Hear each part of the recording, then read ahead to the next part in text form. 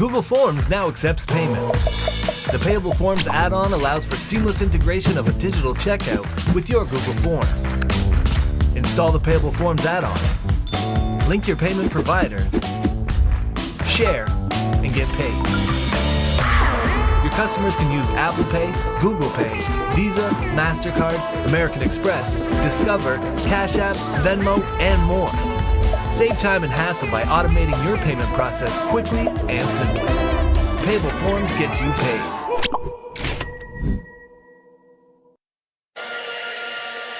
And welcome to Colonel Samuel Smith Park, South Campus, Etobicoke, Toronto, Canada, for Day 2 of the 2024 AFL Transatlantic Cup, presented by Payable Apps. Today we bring you Game 2 of Day 2. It's the men's side of the draw, and we see the USA Revolution taking on Coq La France, otherwise known in English as the France Roosters. Peter Holden with you on commentary, joining me today from the United States Australian Football League, a voice of many USAFL Nationals, USAFL regional tournaments, and the 2017 AFL International Cup. A very good day to Brian Barish. Good day to you, Pete. Good day to everyone. Yeah, this is a fantastic game. The U.S. men getting underway, hoping to avenge in a slight way their loss that the U.S. women suffered yesterday against a very spirited France team. For Vision Glass Toronto, with locations in Richard Hill, Thornhill, Woodbridge and Vaughan, specialising in auto glass at visionglasstoronto.com, let's have a look at our tournament format. Now, this is the same as the women's, where we have two pools of three, Pool A, Pool B. Pool A, the Americas. Pool B, the Europe. And what happens, you will not play the same teams in your group. You'll play from the other group. So the American teams play the European teams. The European teams play the American teams. Thus the example of USA and France for this match. Let's have a look at our keys of the game. And of course, this is thanks to eThere Live. Brian Barish, what do the Americans have to do? Well, the one thing they have to do is they have to be accurate with their kicks. And it's not just throughout the field, but also in front of goals. They have to maximize their set shots. They need to get 6 points just about every time they set up. They also have to be alert defensively, because what the French have to do is they have to be quick on restarts. They have to work the handball to negate the height disadvantage that they have. And they have to make the Americans earn their goals and provide a lot of pressure. For those watching at home on the AFL Canada YouTube page, let's talk about two players we need to keep an eye on thanks to eThere Live. First of all, from the Americans, let's talk about Thunder. Yeah, Max DePina, originally from the Seattle Grizzlies, now playing for Yarra Glen. He spent the last couple of years in Australia. He can moonlight on either side of the ground. And for France, a guy who Canadian fans are familiar with, played with the Toronto Dingoes, Ludo Barra, a guy who played in 2017 in the International Cup. In fact, scored a goal in the only meeting between the French and the USA in 2017, a game that the USA won 132-19. So the USA will be kicking to the right of screen. That's the Mississauga end. And of course, if with hundreds of must-see experiences, plenty of gorgeous scenery, world-class eats and events, Mississauga is yours to experience. Go to visitmississauga.ca. That's the right of screen, the Americans kicking. The French are kicking to the left-hand side, which is the Toronto downtown end. To get us underway, here's Brian Barish. Thank you very much, Pete. We're underway. It's Murphy versus Crepin in the middle of the ground, out to the near side. Simpson able to get a hand to it. Now looking for a handball. Slapped down by Murphy. Going to get handball back by Stork McClure. Now going to get handballed around. Drops in front of Javon Mason, making his international debut out of the Portland Steelheads. Up to the far side. Big hit put in there. And getting knocked sideways was Sam Gigliotti. Up now, France has it. Turns it onto the far side. Again, Mason is in there trying to put the pressure on. Now here's Rohrer with the football. Able to get that one ahead. We have a whistle. And they're going to play on quickly. They move inside their first opportunity for France as they're going to try and test this defense. Goes up for the mark. Good job knocking that one down there by Anderson. Thank you. And the ball goes out of bounds, and we have a whistle. And holding the ball is called free kick, and it will go the way of the USA. And Timmy Linfelt, the veteran, and perhaps we'll say the old man of this team. And Linfelt decides to go on the right boot. Was looking for Max DePina. Thunder couldn't get onto it.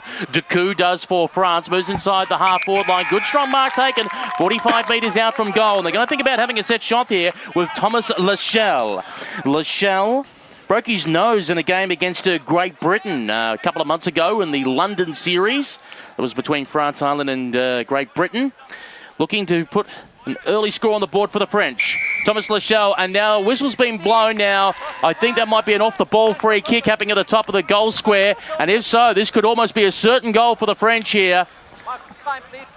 And we're just watching for the umpire to see what he's going to adjudicate here.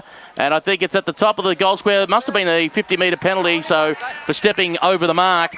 So the French will draw first blood here. Thomas Lachelle directly in front. A little conversation between umpires at the moment to know the exact positioning. Here it is, directly in front at the Toronto downtown end. And that's the first score on the Payable app scoreboard. Putting through that footy thanks to the Australian High Commission right through the high diddle-diddle. And France, 1 straight 6. The USA, no score. Undisciplined play by the USA, and that is a gifted goal for France, but plenty of time to go. But usually, sometimes first thing in the morning, you have an alarm clock. Sometimes you need a bucket of cold water dumped on you, and perhaps that might be the case for the USA. We'll see how they react to that, but good play by the French so far. And we should mention as well, for the French men, they've played quite a number of tournaments as an 18-a-side. Compared to yesterday, where it was a heavy loss for the French women, they were only making their debut in 18-a-side football. And I've been told, don't sleep on the French on the men's side of the draw. Back in the middle once again, they finished 10th of the 10 teams in Division 1 in 2017 the International Cup, and Mason gets claimed, and it's a free kick. Good tackle put in there by Boucher. Nicolas Boucher has the football right in the middle of the poke ball, goes up to the far side, finds Roca. Roca going to send that one in, slapped down once again by Anderson. Oh, big tackle put in there by Linfeld. Did he get the ball? No, he didn't have possession of it, so it's tackling without the football. And it's going to go the way of France, and it will be Bastien Hubert, who will go back. And France has asserted themselves here in the first 3+ minutes of this match. Hubert, he was close enough to have a shot for goal. Sends this one on the way. It tails to the right and through for a behind. On the Payable app scoreboard after 3.5 minutes, it's Lecoq 117 USA, no score. As we wait for Thunder, Max Payne to bring the football back into play for the Americans. Does so towards the half-back flank on the broadcast side of the ground. Ball got away there from Kendall Hutchings, who was chasing after it at full speed. Putting his head over the football, Boubet there for the French does well. Hand pass was at the feet there of Theory. Couldn't quite pick it up. Now it's going to be the Americans who are going to send it back along the broadcast wing. Thanks to E there live. One bounce was rather awkward. Couldn't quite trap it there as it got past Proctor. Close towards the boundary line. Little chip kick. Was just trying to get advantage, went out of bounds on the full. I think Thomas Crepin might end up picking up the resulting free kick here for the French. He is about on the defensive wing, 100 metres from home. Crepin, who also does CrossFit, got it across quickly to Boucher towards the half-forward flank position. Awkward ball, was trapped. Quick little hand pass. Now the hurried high ball. Crepin was underneath it again. Flying with him was McKinney for the United States. Hurried hand pass. Went into heavy traffic. Now waiting for it and getting it. And off one step as he got dumped was Simpson. Got the kick away. Only for it to be intercepted. French football. Here they come now in the middle of the ground. Looking out. They're going to continue on the E there. Live side of the ground. Nice mark taken by Thierry. Johan Thierry able to take that in front of the late arriving Derek Shotwell. Going to place this one on the left. Go out to the wing through the hands, but these have blue jumpers there. Going to be picked out of the back by Mason. Able to get it fight. Nice diving mark. No, they're not going to pay it. He cut it off a blade of grass. Simpson was there. And was he paid the tackle? Yes, he was. Clyde Simpson, who played his football in Rainbow for a couple of years in country Australia, sends that outside. And you can see the frustration of Zach McKinney letting out a come on, saying, get your affairs in order, fellas. To the near side now. Here comes Lachelle. This is Pierre Lachelle as he sends this one up high. Ball gets knocked down into the middle of the ground. Here's Josh Curtis of the Des Moines Roosters. He got shoved in the back, no call. Big, it's like a demolition derby out there. Crash boom opera. Ball squirts out to the near side. McKinney tried to shovel that one forward. Going to get picked up. Pitchfork handball. We have a whistle. It was holding off the ball. Free kick to Lecoq. At the moment, the French seem in control, and the USA just can't get it together at the moment. Rocket now goes up the line, only for Shotwell to pick it off. Goes for a quick hurried hand pass. Was a hospital job to Hutchington. Got it back to Depina. Depina goes up towards the wing position. McKinney came in at the last second, affected this ball. McKinney went again, is appealing for in the back. The umpire won't pay it. Ball in a mad scramble at the moment. All that might be high there. Umpires also missed that one as well on Barra. Now getting his hurry kick away. McKinney very close to the boundary line, just went out. And it will be a free kick at the halfback flank for the French. And it'll end up with Pierre Lachelle, who of course also plays rugby union and had his experience at the 2017 AFL International Cup. And we got Julian David on the mark, number 16. He and his wife Bianca just welcomed in a baby boy by the name of Evander last week. So congratulations to him. Saying congrats to a lot of players just getting married, having babies. Lots of stuff happening. Lots of stuff happening on the field too, as turning and firing is Modet. Over to the far side of the ground, looking in the middle now. Going to get punch free, going to get picked up and turning in a shot towards the sticks. It is dead center. Perfect goal to Tabayou. And France is blitzing the Americans in the first 7 minutes. France goes to 2-on-13. USA no score. Payable app scoreboard. And an absolute breakdown on defense so far by the Revos. And indeed, they just can't get their way up the wing. In fact, they do not have it inside 50 as we speak. And we have gone in the vicinity of 5 minutes into this first term. So whatever they've got in their water bottles, they might need to swap it with a strong cup of coffee. What's that, Michael's special stuff or whatever from Space Jam? As we come back in the middle once again, the Americans finishing in 4th in the 2017 International Cup, winners on this ground here against Canada in the 2022 Parallel Cup. As they go forward, cycling around and sending that one in towards the pocket. There was Curtis going after it and then dropping the footy. There's David. He's going to lend his shoulder into it. Now over on the far side, they scramble after it. We have a whistle, and it will be a free kick. No, yeah, it will be a free kick coming out. And it will be with the French, and they'll have it deep in the back pocket at the visitmississauga.ca end of the ground. Got a short option on there if he wants Pierre Lachelle. Also calling for it Lombouya. And goes long with a kick, flying through the air for the Americans is Martin Del Campo. Oh, excellent stuff there by Bosco, who keeps the ball in front of himself, but it ended up being trapped in the end by Keith Phillip of the Americans. Ball scrambles around on the ground. Modi tries to get in there as well. He can't extract it for the French. Hurried hand pass out by McGinnigan. The Americans move it forward towards the half-forward flank position. Lux a favour here with that bounce for McKinney. McKinney bounces it towards an open goal square. They've got numbers here, the Americans. This will be their first. A little toe poker at the end. And put that one down on the sheet to Mark McClure. They go to 1 straight 6, the USA. France 2-1-13. What a great story Stork McClure is out of the Columbus Cats. Was named to the 2017 International Cup team and did his ACL at the Eastern Regional Championships just a month before. Went to the plane, did try, unfortunately wasn't able to play, and here he is finally getting a chance in a major international tournament. As we go back into the middle once again, he's a former pitcher from, talking about crossover sports, he was a prospect for the Boston Red Sox at one point, Pete. So back in the middle, umpires ready, 7 points the difference, 13 plays 6, Payable Apps scoreboard here in Toronto. France wins the hit out, ball gets knocked forward, going to get shuffled forward by the French, shoveled back by Lindfeldt, going to be soccered on. He thought he was Thierry Henry, and the ball will, or Mbappe, because, you know, we need to keep with the times, and the ball goes out of bounds. One of the things, Kyle Strensky is making his debut, taking over from Tom Ellis, the longtime coach of the USA Revolution. Strensky played in 2 international cups in 2002, 2005. As they work the ball around, this is Livy. Livy also just got married. Over on the far side, his wife Caitlin used to play for the Iron Maidens. Goes and finds McKinney. McKinney cycles back around. Forgot the pill, however. That was the most important part. Everybody dives on. And we have a whistle, and we'll have a ball up with just past the halfway point of the second quarter. End up being a free kick to the French, Matthew Rocker. And Rocker now goes out towards the wing position on the Lake Ontario side of the ground. Shotwell went early at that contest. Came out the back. Pina now swings around and comes inboard. Trying to jump early for the mark was Timothy Lang there for the French. Couldn't quite hold on to it. Brought it to ground. There's a scramble on, and the umpire blows the whistle and awards it as a free kick to the USA. Having it is Keith Phillips. Keith Phillips now moves it towards the Lake Ontario side wing. They gets the call to play on there, Justin David. Now he goes up towards the half-forward line. Came off hands. They were trying to look for the 1-2 there, courtesy of Josh Curtis, but they couldn't quite execute it. Umpire circling around. He'll blow the whistle shortly and say, I'll have a ball up, thank you very much. 45 metres out from the American goal. They're going to the right of screen, the Visit Mississauga.ca end of the ground.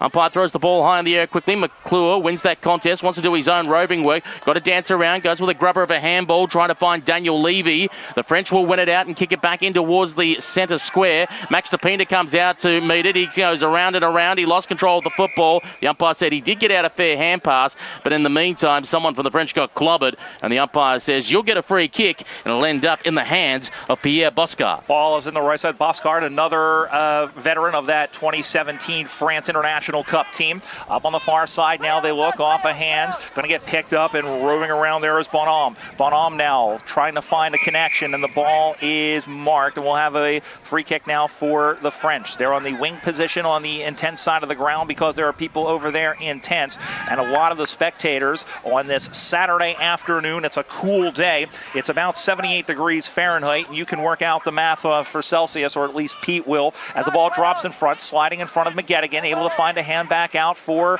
Lindfeld. They work it around. There's Phillips going across, and again, they're just trying to get it out. Working the ways, finds Curtis up on the far side. Josh Curtis is going to watch it bounce from him, and he pulled back. The French player went on and had the advantage. Now he throws in a little bit of a shepherd as he was going up against Lefebvre. Lefebvre now staying with the football, gets it free. Now the Americans have it through Max Kindler of the New York Magpies.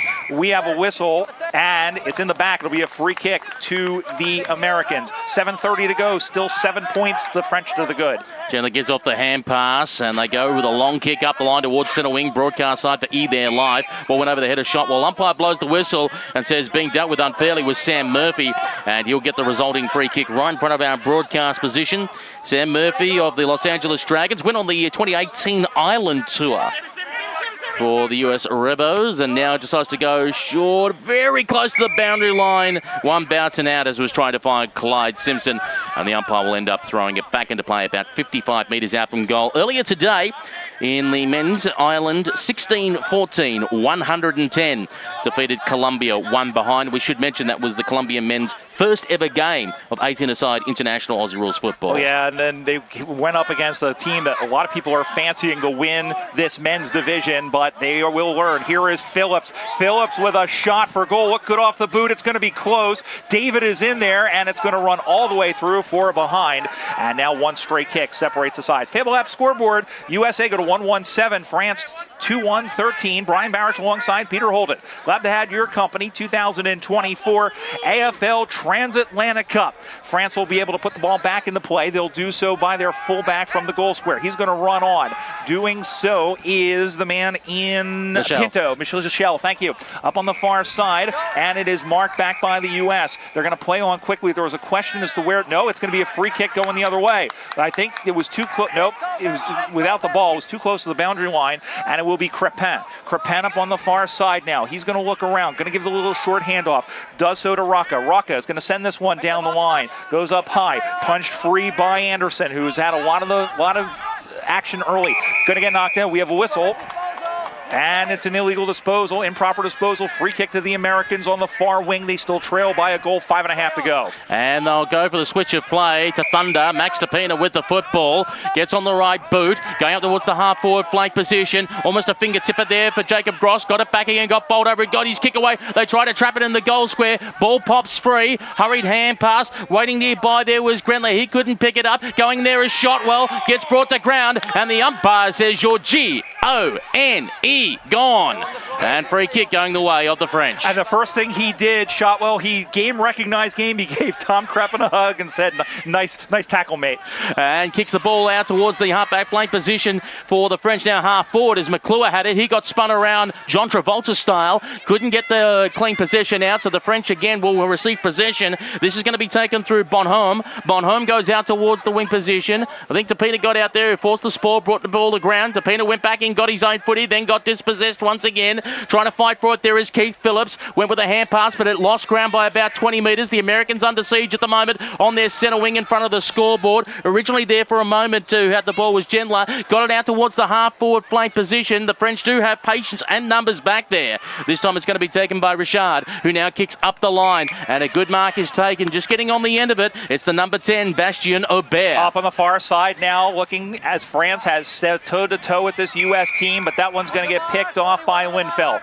Tim Linfeld looks out to the far side, stays on that scoreboard wing, the Lake Ontario side. Ball gets knocked to ground. Martin Del Campo is in there from the Orange County Giants. Crepin sends this one back up high. Going to be close. Linfeld, 2 bites of the cherry. Couldn't swallow everything but the pit, though. And then he's wrapped up for Christmas, and we'll have a ball up on the opposite side. And I can tell you can hear the umpires in our microphones. The umpires out there today is Walter Jabalo, is that correct? Yep. From Germany, and Barry Rook from Canada. Yep, we're talking to Walter yesterday down in the hotel. Very nice. We met him. We actually met him a couple of days ago when he was getting in. France is going to send this one inside, looking to go to the top of the 50-meter arc, settling under it and taking a nice catch there, and going now back out the other way. They're going to play this one high up in the air. Going to drop in front of Clyde Simpson. Simpson, also from the Columbus Cats, turns and fires. Going to be Mark. Good showing himself there in his teammate Mark McClure. Stork goes down the ground, looking for DePina. Going to drop in front of Shotwell. DePina back to D-Shot. Shotwell from Cincinnati sending this one in towards an open goal square. It's going to bounce, and it's going to go all the way to the house. Mark that down as a Payable Apps goal of the tournament possibility, and we are all square off the foot of Derek Shotwell with 2:45 to play. It's 2-on-13, each of 2 on the Payable Apps scoreboard. Dare I say Derek Shotwell lived up to his name. Absolutely. He shot well, yeah.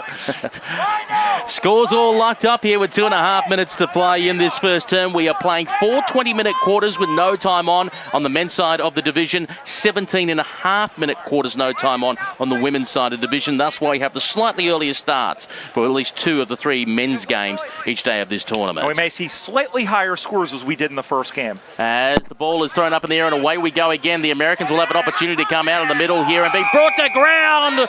Bush, with great tackle there. Phillips was the one that was run down, and it was run down by Palo Roar. And the crowd will be roaring after that brilliant tackle and brilliant chase. He did not give up. Raw now goes up the line, went through hands, sent back from whence it came, courtesy of Mason. Jevon Mason out towards the half-forward flank. Oh, someone dealt with. The umpire said no, it was a fair hit. Play on as the French send it back towards the centre wing position. Ball at the feet there, couldn't quite control it. And now going back in to get it again is Lang. He gets brought to ground. Mason puts the hand up saying, that's mine. And he gets the football back. Jevon Mason off one step on the right boot. Puts it to the advantage of Clyde Simpson. Got space to work with. Simpson picks it up, puts it on the right boot. Flying out towards the pocket. Hands up in the air. Proctor couldn't quite pull it in. He's going to be harassed over the boundary line. Got to play a free here, and Julian David can't quite hang on to the football. Boom! Big hit at the top of the goal square. Thanks for coming. I hope your insurance is in check. And the umpire blows the whistle and says it's a free kick going the way of the French. Hit him any harder, he'd be eating fried chicken with Mama, Daddy, and Baby Jesus. What a hit. And here comes France now, who will have a chance to shake the old Etch-a-Sketch and draw up something new. Comes out to the near side, going and putting the... Oh, what a punch by Rabbit Hutchings. That's why they call him Rabbit, the man from Sacramento, the father of 4. And he punched the ball free ahead of Doku. Ball goes out of bounds, 45 ticks to go. All square here in the opening term of game number 2. Day number 2 of this Transatlantic Cup. Umpire just lining things up. He arches the back, spins the ball back into play. Everybody goes up, the big men rise. We have a whistle, and it will be a free kick as Big Moose, Zach Taylor from the Golden Gate Rouge, was infringed. He'll go inside the 50-meter arc, looking for a target and finding one. And he has, we'll tell you in just a second, he has found the man in Thomas Proctor of the Nashville Kangaroos. Proctor's coming out party was last year, had a big parallel cup, and has helped the Nashville Kangaroos. And he will kick after the siren. Any score will give the USA a quarter-time lead. Proctor from 35 meters out. It starts to the left. It does clear the line, and that will register one behind. And at the end of 20 minutes of play here at Humber College in Toronto, it's the USA Revolution. 2 goals, 2 behinds, 14 points. France 2-1-13. And Pete, I think the USA, they're scattered out all over the country. They don't get to play with each other all that much. You knew that first quarter they were going to shake the cobwebs out. They did, and they were on the front foot at the end of that first quarter. I tell you one thing, though, with the French, as much as they'll be disappointed they coughed up the lead there at quarter time, they know in the back of their mind if they keep harassing, putting this pressure on the American crack. They've shown it several times that the Americans have not been able to link up because of that pressure. Because we just saw earlier, about 2 minutes ago, Raw, that brilliant run-down tackle. He was going a good 15 metres, did not give up and ran down his man. I think we're going to be on for a red-hot contest for all 80 minutes of this game. I think so, too, and I think the key will be, what does France fitnesses look like? They look pretty fit. They have to keep that up over 80 minutes, and the Americans are going to make them do that. And I do point out that France are the younger team, an average age of 29.9, an average age of 33 for the USA Revolution. We might take this opportunity to take a break thanks to Payable apps. It is the USA 2-2-14, leading France 2-1-13 at quarter time. Great news, sports teams. Google Forms now accepts payments. The Payable Forms add-on allows for seamless integration of a digital checkout with your Google Forms. Setup is easy. Install the Payable Forms add-on. Link your payment provider, share, and get paid. Players can use Apple Pay, Google Pay, Visa, MasterCard, American Express, Discover, Cash App, Venmo, and more, streamlining the process for them, all while you stay organized with real-time updates. Registrations, uniforms, races, sponsorship, clinics, coaching, training, and classes. Keep it simple with Payable Forms.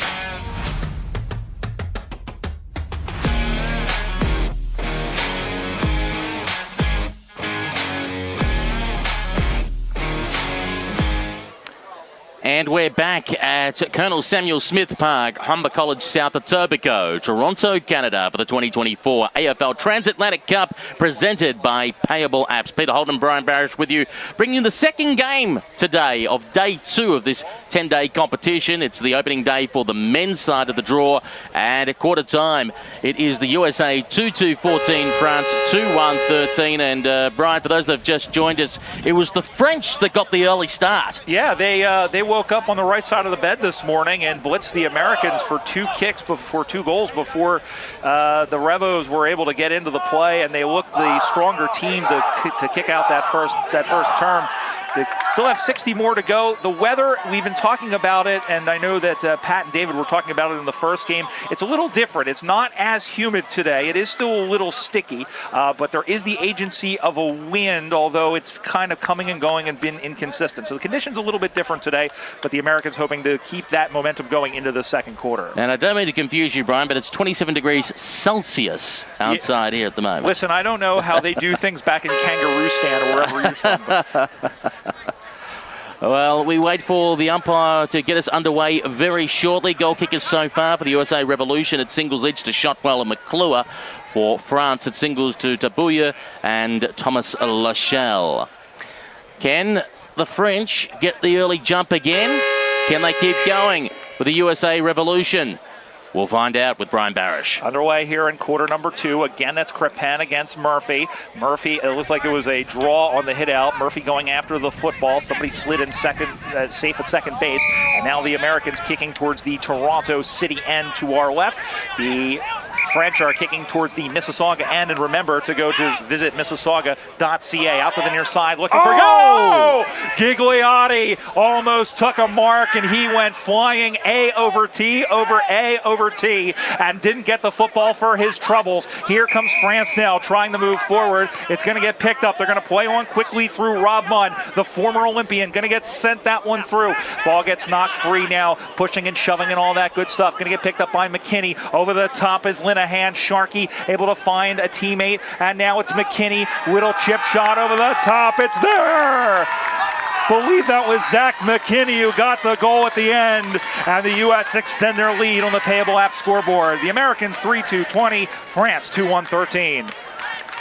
Well, the French were the ones to get it going in the first term. The Americans the one to get it going in the second term, both using the Toronto downtown end, which is to the left of screen. 7-point lead to the Americans.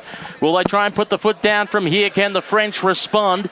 We had a one-sided game earlier today where Ireland did a big number on Colombia, 110-1. Biggest margin so far out of the 4 games played so far at this tournament. Will the French let it slide, or will they respond? As it comes through, the quick hands were with Mason. The umpire's blown the whistle and said there's a free kick going the way of the French. Right in the middle of the ground here at Colonel Samuel Smith Park in Toronto. Quick little hand pass there from Raw to Rocker.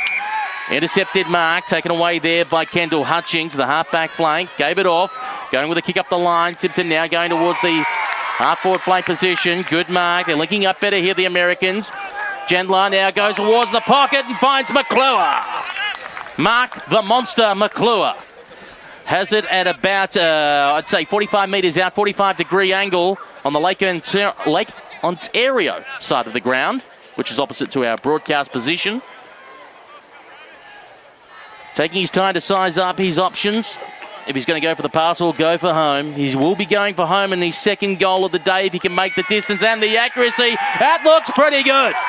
And the Americans with a fast start for this second term. They go to 4-2-26. France 2-1-13. That's all thanks to Payable apps. And Stork McClure, he's doing really what Kyle Strensky had in mind for him, and that is be that target forward. When you're 6'9", you kind of stick out like a sore thumb. And we did see him yesterday when they had the opening ceremonies. His head was literally above everybody else's. So he has 2 to go with Shotwell's 1 and McKinney's 1.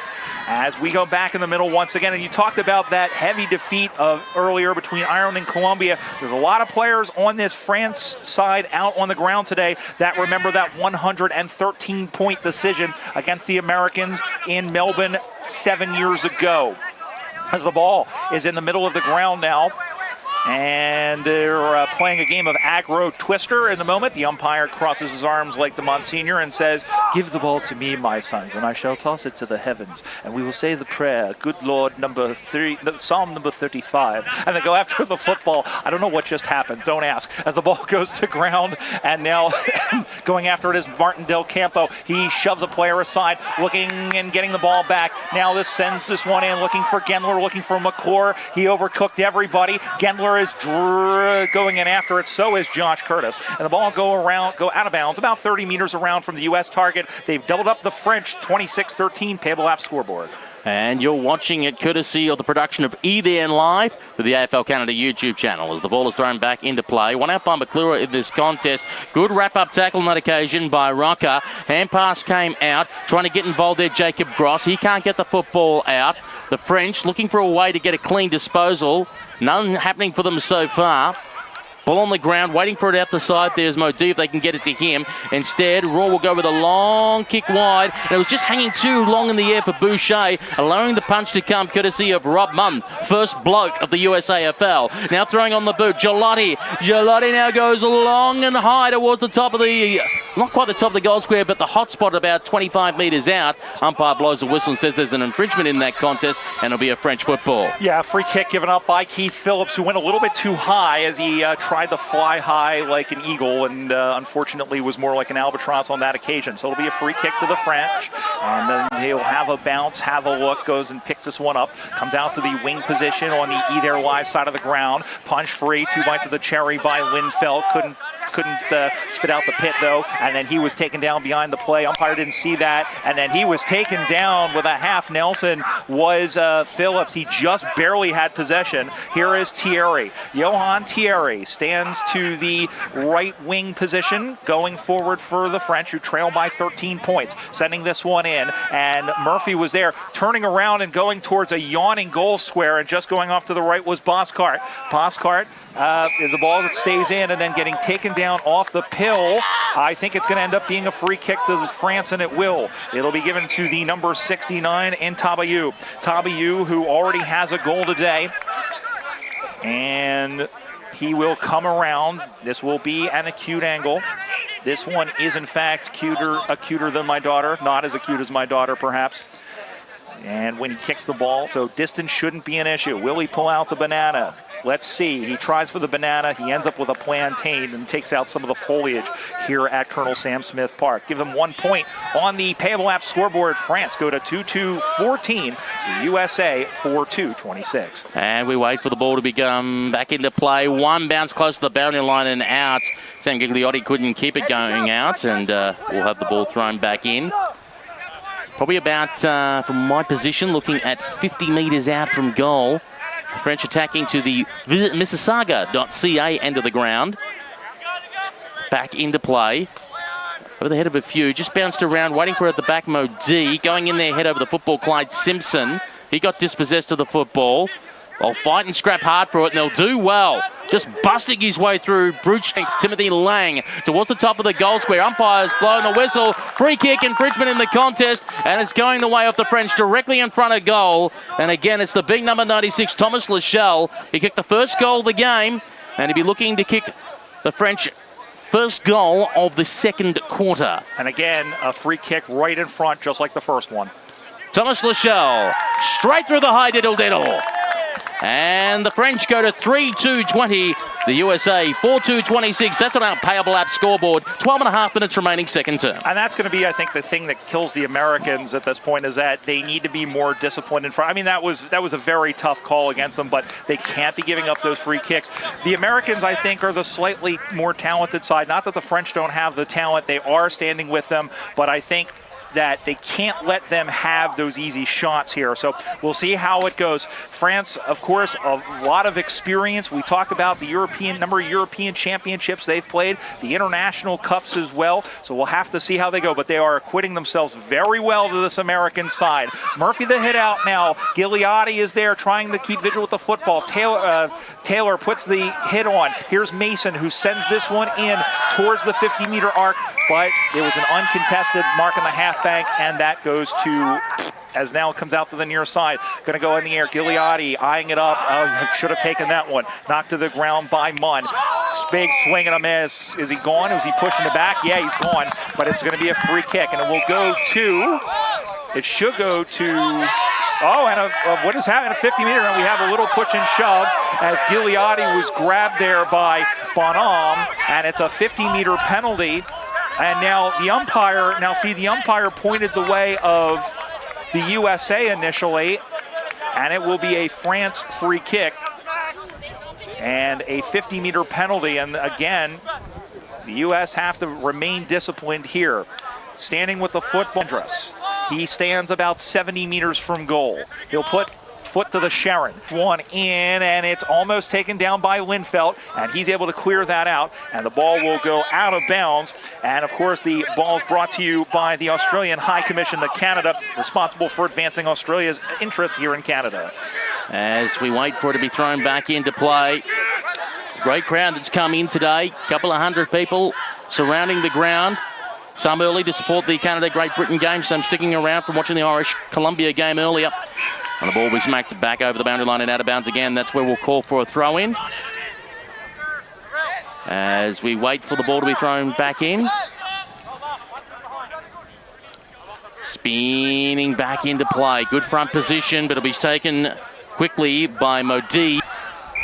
And the umpire will pay a mark for the Americans by Max DePena. Thunder will take the football off the last line of defence and will swing around towards the half-back flank, towards the Lake Ontario side of the ground. Trapping the football is Ryan McGettigan. Got caught, tried to get his hand pass out. French had the football for a moment when they was trying through Lefebvre to get a hurried kick out, but it got smothered off the boot. Good run down from behind. The umpire says holding the football.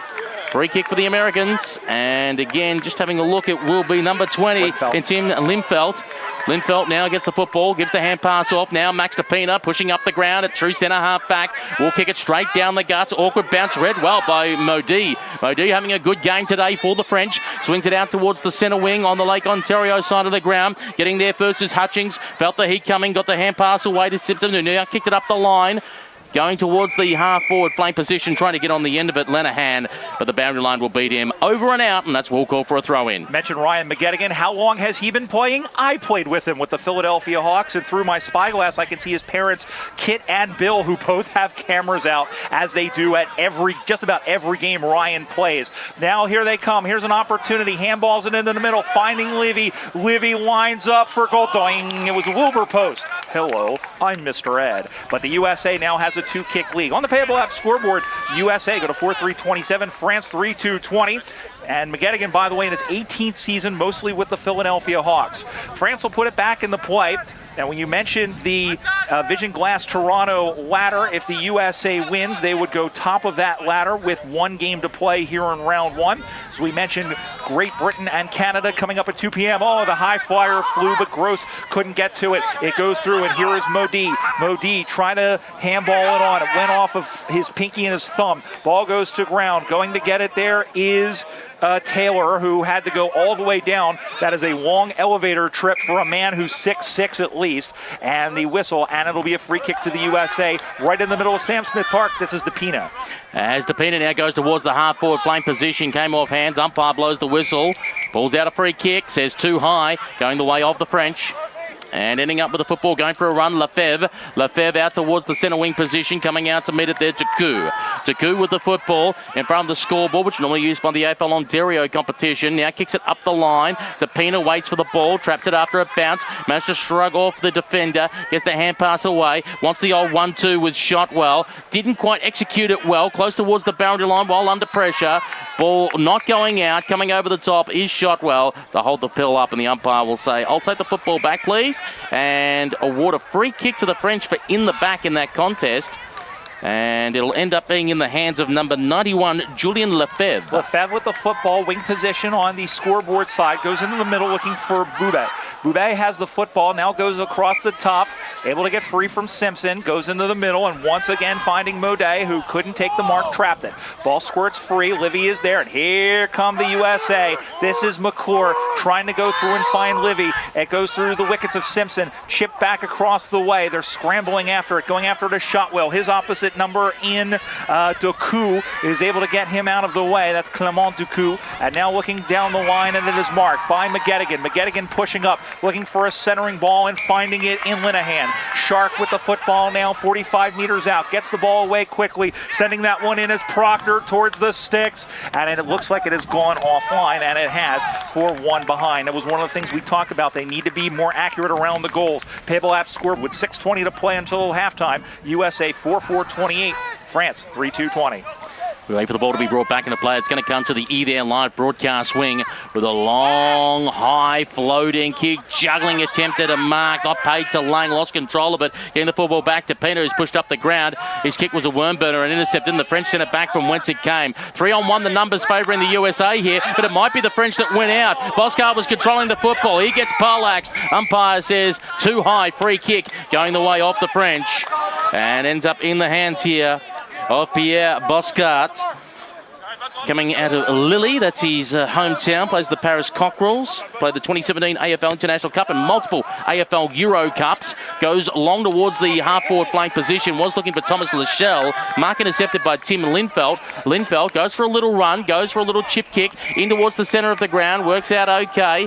And away and putting on the afterburners here is Martin Del Campo, going long, trying to find the direction of Lenahan, who had to work from behind, spoiled the football, brought it to ground. Umpire blows the whistle, says free kick in the back, going the way of the Revolution. And our apologies to the residents of Lille in France for the pronunciation of their city, as that one is marked defensively. So France ends that threat for now. They come out to the near side, off the thumb of Boucher, who had the football now, sliding through and getting surprising amount of distance and finding a teammate in Bastien Hubert. Goes into the middle, finds Boubet. Boubet trying to get that one free. Handball off onto the far side. Boscard is going to pick that one up, try to turn this one into the middle, but back for the USA and going to get it is Anderson. Eric Anderson, formerly of Portland, now of Sacramento, is tense. They trail by 8 points and they'll have the opportunity. See who has the Thomas football Lachelle here. again. Lachelle, who has 2, and both of his goals have been pretty much from standing right in front. So here is Boschel, who will send this one on the way. And that one has sailed off to the right and through for a minor score. Payable app scoreboard with 4 minutes to go until the big break. It's France 3-3-21, trailing the USA 4-4-28. Brian Barish alongside Peter Holden, whose voice you're going to hear now. And the ball is at the Visit Mississauga.ca end of the ground as Max DePina, thunder, to bring the football back into play, goes for a run and kicks it to the Lake Ontario side of the ground. Oh, brilliant mark there, floating through the air. The quick hand pass across to Pierre Aurore, who wants to go short with it. Oh, to Boucher. Boucher went, ouch! And the umpire will come in. A bit of a hands up from the French going, excuse me? And I don't know what that was that just escaped from my larynx right now, but whew, that was a hit too by Mason. Oh, goodness. And resulting free kick and down the field. I think they said too late. So this will be an opportunity for the French to bring it back to 1 point the difference. Boucher will be kicking from directly in front, virtually at the top of the goal square. Just being lined up now. Number 17, Nicolas Boucher. Puts it straight through and it's a 1 point ball game. Boucher, who once played Aussie rules in a game in Peru for Chile. Go figure that out. Brings the margin back to 1 point the difference. 4-3-27. The USA 4-4-28 with 2 minutes and 40 seconds remaining in this second quarter for Payable apps. Pete, France have 4 goals and 3 of them have been the result of free kicks and 2 of those have been the result of 50-meter penalties. So you can see not the rust necessarily, because these guys are dead in the middle of their USAFL season, but really just they need to tighten things up a little bit. Ball back in the middle once again as we near halftime. Ball comes out to the near side. Boom Opera kicked the ball right into a teammate and then cleared out there by France. Going to get picked up and sent the other way by Linfeld. Hailing and going to catch that one is Josh Curtis. Curtis, also a new dad, sending this one high in the air. Who wants it? Everybody. Who's got it? Nobody. But there is McClure out the back for Livy. Livy sends this one goalward, and it will bounce through. Dan Livy scribbles his name onto the score sheet, and the U.S. needed that badly. On the Payable app scoreboard, they go to 5-4-34. France 4-3-27.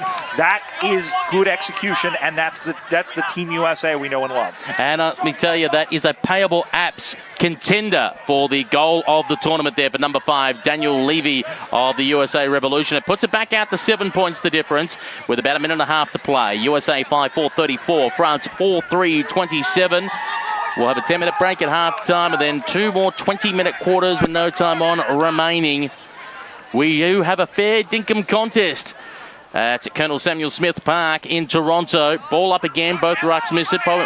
Might give that to Crippen, but it ended up going to the advantage of Mason, who ended up being pulled down as the ball dribbled near the centre half forward position for Team USA. But it'll be the French that's going to take it away, and it looks like once again it's Bouillet who's going to move the football long and high. DePina is parked underneath it. He felt the pressure coming, and pass away by Linfelt, working sideways for the Americans to the Lake Ontario side of the ground. Here's one bounce coming out to try and meet it first is Lefebvre. He got hands to it, and the umpire's blown the whistle and says it's a free kick for the French.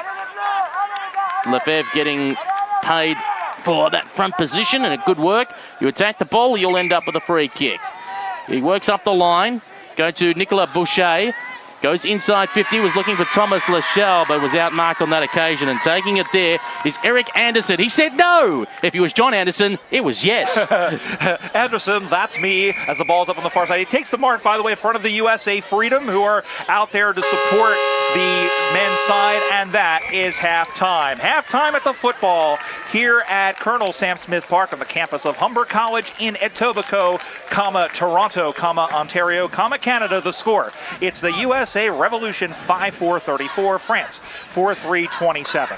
And this, of course, is on the AFL Canada YouTube stream, thanks to the production of There Live. Let's go through the goal kickers, first of all, at halftime. And for the USA Revolution, we've got 2. For Mark the Monster McClure, singles each to McKinney, Shotwell, and Libby. For the French, we have got 2 to Thomas Lachelle, 1 to Tabayou, and 1 to Nicolas Boucher. Yeah, it's been a very interesting, and as you said, it is a Rigidage, fair dinkum, go Aussie go match here. And you know what? France, like you said, they've improved a lot since we saw them in 2017, and we knew that coming in.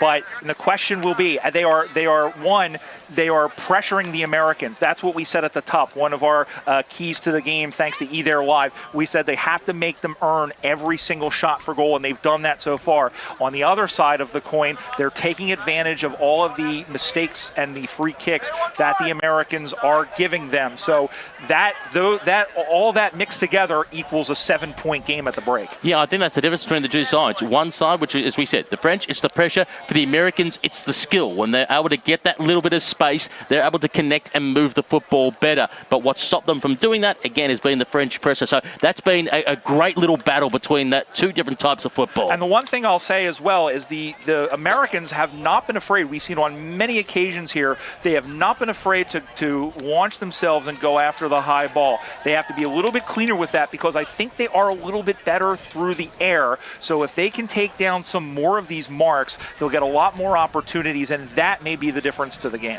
Just before we hit our halftime break, of course, at full time, we'll be giving a award for the Powerwood Game MVP. Powerwood Custom Cedar Supplies done right. Cedar Supplies based in Western Canada, powerwood.com. Who's standing out for you so far for both the USA and the French? Well, I think you have to look at Boucher for the French. Crippen has had the ball a lot, as well as Boubet in the middle of the ground. And then for the Americans, especially in the middle of the ground, I mean, Shotwell is getting a lot of touches. DePina, Daniel Livy has really been the link-up player in the middle of the ground as well, so he's been getting it, and McClure has made. So those are some of the players we're looking at to perhaps get that award. We'll be back shortly with the second half, and don't forget, we've got coming up at 2 p.m. a big matchup between the Canada North Wind and the Great Britain Bulldogs. That gets underway 2 p.m. local time in Toronto, or if you're on the US and Canadian West Coast at 11 a.m. It's half-time, and it's a 7-point lead to the USA over France.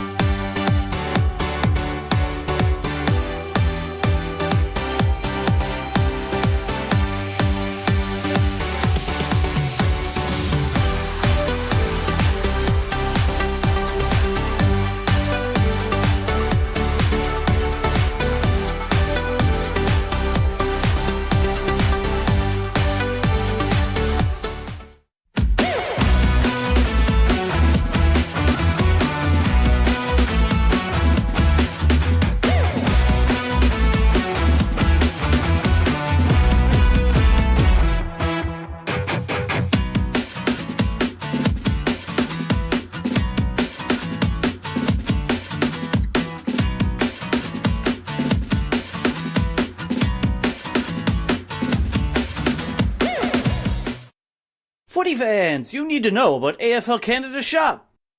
AFL Canada Shop has great items, whether you are a player, a coach, an umpire, a fan of Team Canada, or helping to grow this great game. Plus, AFL Canada Shop sells the highest quality Australian footballs at the best price anywhere.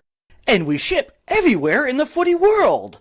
So visit AFL Canada Shop today at aflcanadashop.ca.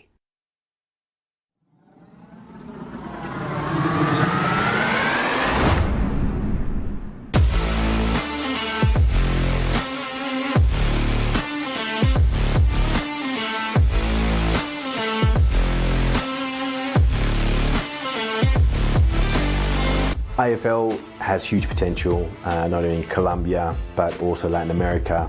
And Orica is really excited to be part of that story. Los lazos humanos entre Colombia y Australia son de una importancia altísima. Para ambos países el deporte es algo muy importante en la vida. Tenemos las culturas muy similares en este sentido, con los valores de equidad de género, de participación. En la cancha todos somos iguales. Mi vida siempre se basó en el tema del deporte, porque el deporte a mí me salvó de todo aspecto posible, que normalmente en la juventud no. El tema de alcohol, de vicios y demás, a mí llegó a mi vida fue el deporte. En el 2019 tuve un accidente de tránsito donde las oportunidades de volver a tocar una cancha eran nulas. Aún los médicos me dicen, tú cero deporte, cero correr, jugar, saltar, deportes de contacto. Siento que mi familia en esa parte forma un pilar importantísimo. Mi mamá estuvo conmigo y me cuidó como nadie lo hizo, porque era la que tenía y se aguantaba la de mamá, no quiero a nadie en ese momento. AFL Colombia has the potential to have long-lasting impacts in the communities. Entonces, Alejandro, Oscar y Estefanía, we chose these players as the future leaders because they showed throughout the selection process and throughout their time in the organisation that they are future leaders and they are really focused on developing others. O sea, la idea es crecer aún más, estar en un nivel alto para así poder llegar y enseñarle a todos a mis compañeros.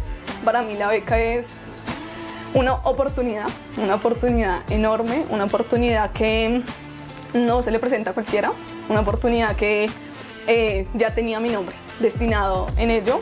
Voy a vivir siempre agradecida con este deporte porque me dio una luz, porque yo vivía mi vida después del accidente, vivía mi vida, pero no era feliz. Cuando conocí el deporte y empecé a jugar de nuevo, y vida está de testigo, mi vida cambió. That's a culmination of a lot of work for a lot of people. A heap of people have contributed to this, and it's great to see them living out their dreams, and we're all very excited for them, and it's going to be great.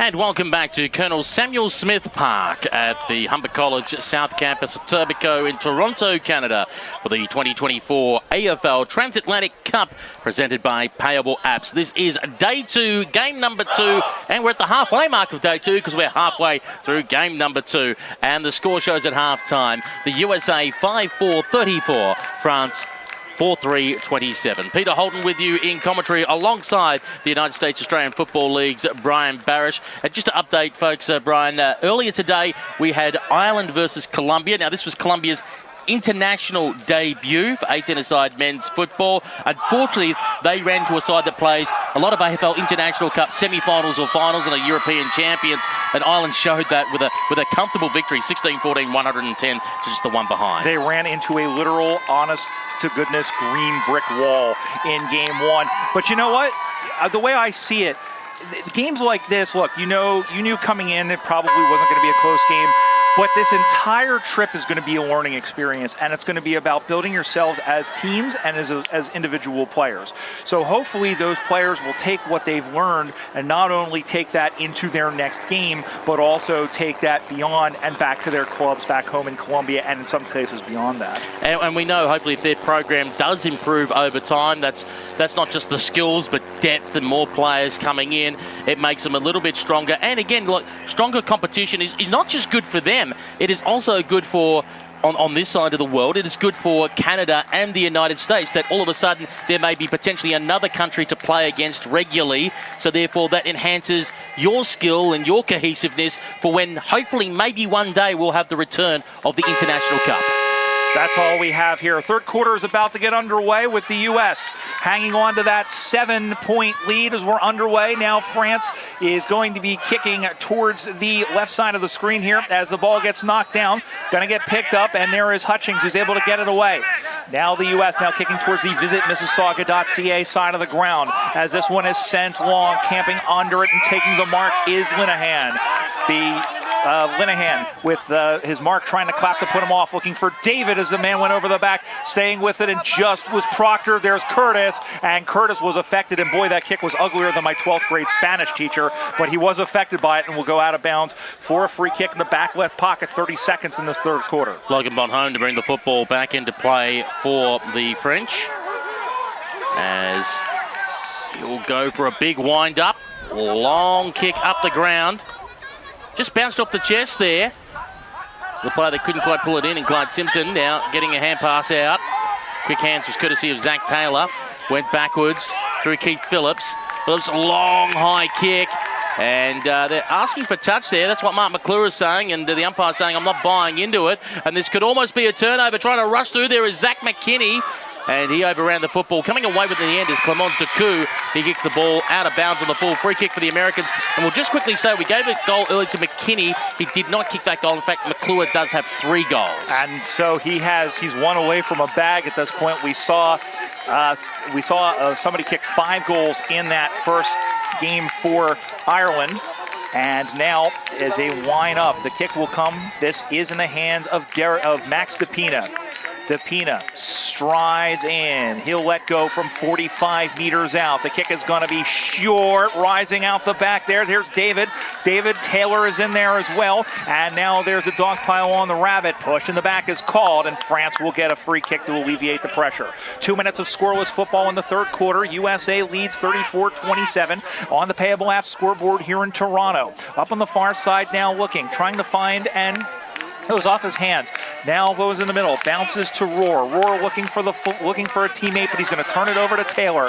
Here is Fort Zach going back for McGettigan. McGiggity sends this one onto the left, high in the air. Almost taking that one was McClure over the top. The ball bounces into the hands of Bonhomme. Bonhomme now up on the far side, and it's going to bounce through. Going to be picked off again by McGettigan. He got legged, and he knows how to use them. Ball in there's DePina. The ball pops out once again into the hands of Boucher, and Boucher will release up the right side. And only go as far as the scoreboard as getting there, and is Tim Linfeld for the Americans. He was under pressure. He went with a hand pass very close to the boundary line, and the ball went over the boundary line and out of bounds. We should mention the French full-back, Logan Bonhomme, has been in a bit of the play. The reason why they put him down there, and they trust him so much, he actually plays in New Zealand, in the AFL New Zealand competition with the Auckland Giants, and has won some premierships there as well, so pretty handy footballer.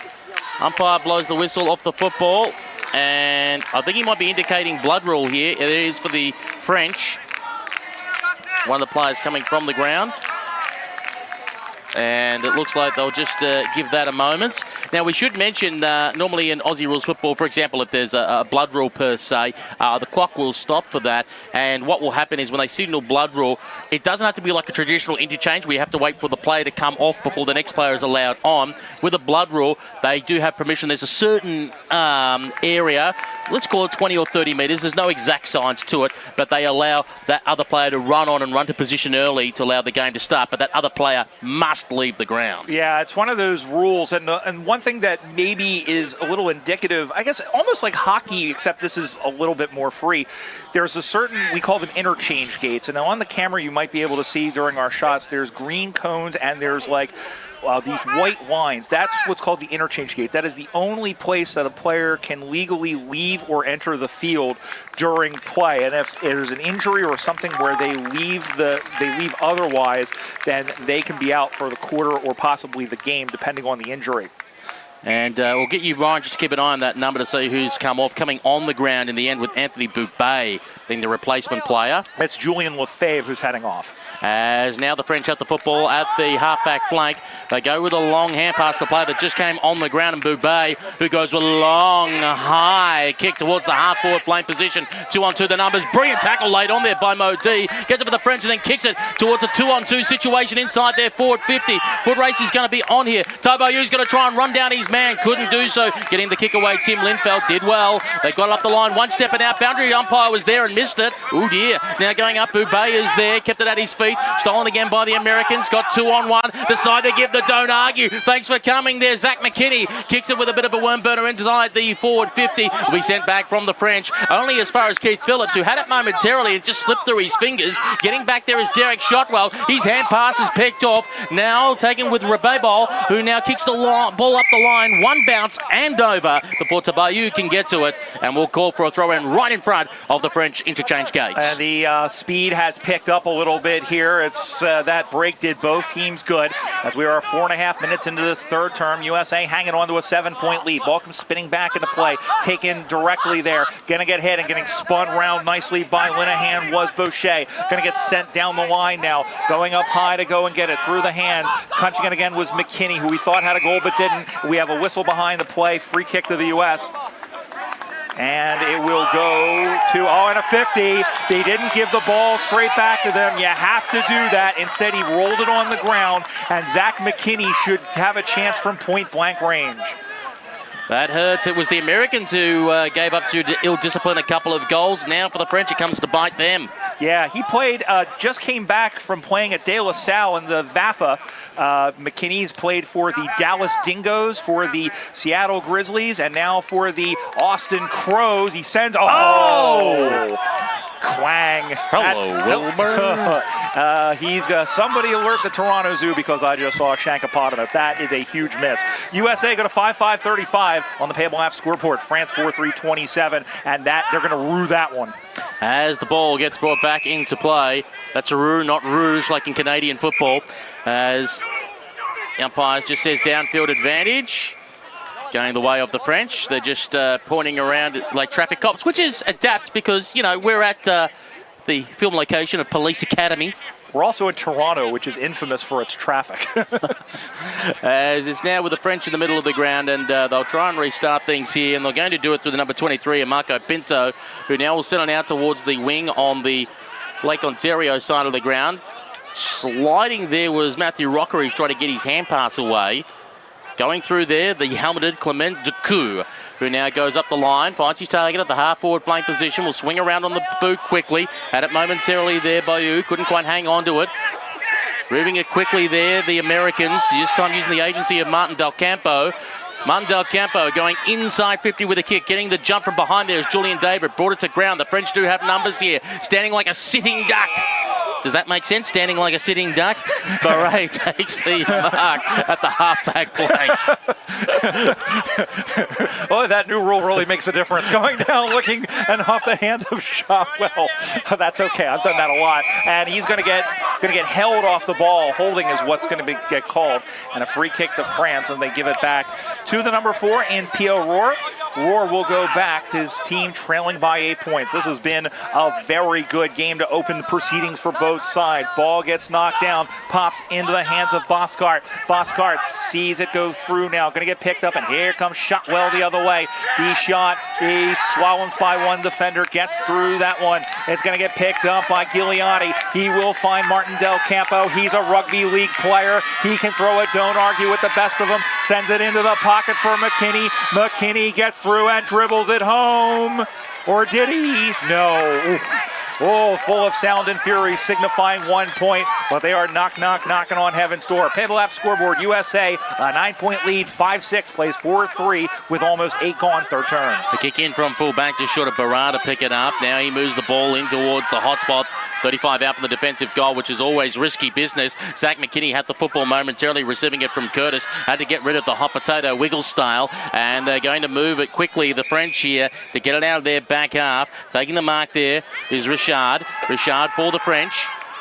Decides to go in. Did he quite pull it in? No, he didn't. Sam Murphy brought the football to ground, though. Trying to jump in there. Decour for the French. Umpire blows the whistle and says, going nowhere, gentlemen. I'll ask for the football back, please. 60 metres out from the American goal. Going to the right of screen. The visit Mississauga.ca end of the ground. Umpire throws the football up in the air, and away we go again. Murphy doing the rucking. Decoux did the roving and just punched it forward instead of picking it up. But it worked out well for him. He got the received handball, and he kicked it up the line towards the half-forward playing position. Was trying to find Thomas Lachelle, but he was turning around like a B-double truck, and it was taking him forever, and therefore the Americans were able to receive it and take it off the half-back flank and go up the line. Umpire's blown the whistle, and I think for a player going over the mark, 50-metre penalty for the Americans, taking him deep inside 50. And now it's France that are committing these 50-metre penalties that the U.S. hasn't taken advantage of it in the same way. As we mentioned, McKinney, who missed one from point-blank range, skittering off and hitting the post. But now they'll have an opportunity. He may be 2 kicks for goal. Just parking our peepers on who this is. It is Josh Curtis from the Des Moines Roosters, a team that is that has been an exclusively American outfit. As he looks to send this one towards the goal. It's going to be close. It's on the way. It's off hands, and it's through for yet another minor score. Payable app scoreboard shows a 10-point lead to the U.S. as it's 5-7-37. France 4-3-27. Brian Barish alongside Peter Holden. Great to have you along for day 2 of this 10-day tournament here in Toronto, the 2024 AFL Transatlantic Cup. Oh, big spoil by Stork McClure. He's going to pick it up in the pocket, looks to center this one or possibly go home as this one gets knocked down. Looking in front there for Munn, and going to get picked up. McClure gets taken down. And throwing the football. Didn't see it was a weird signal he did. It's like he was juggling or something. But it will be, it'll be a free kick to France. And it'll end up in the hands of the number 18 in Mentrash. The ball at the Mississauga end of the ground. In fact, with hundreds of must-see experiences, plenty of gorgeous scenery, world-class eats and events, Mississauga is yours to experience at visitmississauga.ca. Here's the kick from the French, looking in the Thomas Lachelle direction. Got knocked away from him. Boucher tried to kick the football off the carpet. Going in to pick it up is Rohr. Went for the tunnel ball handball style. Was trapped at the feet there of Lindfeld. And now the ball has gone inside the forward 50 here for the French. Oh, excellent play there. Moving across is Eric Anderson, who ran away from his French opponent and kicked it long out towards the wing on the Lake Ontario side of the ground. Calling for it short, but won't receive it was Daniel Levy. He was calling for it, wouldn't get to him, and the ball went over the boundary line and out of bounds. If the USA wins, you might want to consider Eric Anderson as your Powerwood game MVP. He really has put in the hard yards in that back line and has bailed them out on a couple of occasions. He did right there. Ball comes spinning back in the play directly across from us and on the Lake Ontario /scoreboard end. And that one will get just getting that one away, sending this one high in the air. Who wants it? Parking under it is DePina. Just got a hand to it to try and play it to his advantage. But there to spoil that part, it was Bonhomme. Bonhomme, who, as we mentioned, plays his football in New Zealand, sends this one high in the air, tracking back and over the head of McGettigan, who can't get to it, but McGettigan does stay with it a second time, ahead of Anderson, who chases after the football. France going back, the handball came off, Gigliotti is there, and then that one gets swung around. Here is a whippy handball from Boucher. O'Shea, who has one of the 4 goals for Lecoq in this match. And the ball tumbles over and out of bounds. We'll have a boundary throw in, 8 to go, third term, US by 10. Peter Holton and Brian Barrish with you on commentary. Coming up at 2 p.m. local time here in Toronto, we have the home team, the Canada North Wind, taking on the Great Britain Bulldogs to round out the day's action. Ball trapped on the outside of the ground, Lake Ontario side, and going for a run there. Looks like Luke Meyer, who kicked long and up the line, getting on the end of it, Rob Munn. Now swings around on the right boot, kicks inside 50 quickly. It's McClure! Mark the monster, McClure takes a mark. He's about 40 metres out from home, close to the boundary line. Was thinking about squaring it up. Now he's being told go for home with 7.5 minutes remaining in this third term on our Payable app scoreboard. McClure looking to extend the margin to 16 points. Will be a difficult shot, looking for his 4th goal of the game. Mark McClure goes to square it up. Good spoil from behind. Trying to get front position there is Lenahan. He can't fight it through, and they might concede the point here, the French. In fact, the whistle blew before they did that, so it will be a French free kick deep on the last line of defence. Yeah, that was very close. Rob Bond right in there to try and take the mark. He, by the way, very apt. An Olympian. He rode in the men's 8 in the 2016 Olympics, team that finished 4th, but don't feel too bad for him. He has 4 national championships at the University of Washington. Up on the far side, and now the U.S. trying to get it out as Mason tries to go to the ball. There is Gigliotti, who's there to try and clear out Doku. And the umpire, Walter, who we hear through our side, that is, in fact, Walter Gibellaro from Italy originally, and umpires in AFL Europe. We can hear, thanks to eDare Sports, we have some of our umpires mic'd up during the course of this 10-day tournament. We have an infraction on the throw-in. It'll be a free kick to the U.S. This is Taylor. Comes out to the near side looking for Martin Del Campo, who takes the mark. Started with the LA Giants, now LA Dragons, has now come across to the Orange County Giants, one of 3 players for both teams, with Eileen Yoon and Del Delgadillo on the freedom side. Oh, that's a nice mark. That could be a Payable Apps mark of the tournament by the number 21 there in... I think it's Richard. Richard, who we had as one number, then another number, now back this one, and he's going to turn it over. Gendler, they whistled for the mark, but he didn't hang on to it, and then he puts in, trying to get the ball back. Gendler forces it to Shotwell. Shotwell is wrapped up by 2 Americans. Umpire says play on. Ball is there, and once again, it's like a rolling tumbleweed situation, and now it almost looks like rugby just for a half second, and we'll have a ball up for the USA. They're in their center half forward flank. They're also up by 10 points on the Payable Apps scoreboard, 5 to go, third term. And if anyone randomly showed up at the ground, no, it's not rugby. This is Aussie rules. As Shotwell's kick goes up and straight back down again. As Phillips tried to get in, the umpire's blown the whistle, said free kick. As Shotwell gets up, he's the man on the bottom of the deck. You know what's funny is I was in the one of the rooms here, one of the departments, writing up my report for the game yesterday, and one of the faculty came in and asked if we were associated with the Olympics. They're trying to get it in the Olympics. I think it might be a few centuries off, just quietly. Yeah. Derek Shotwell lists Monconti as his favourite AFLW player. Was the forward pocket. He's appealing there and not being paid. Josh Curtis right up against the boundary line. Behind there, the umpire's blown the whistle, set a free kick for the French in the back pocket at the visitmississauga.ca end of the ground. Scoreboard at the moment with about 4.5 minutes remaining. It's the USA by 10 points.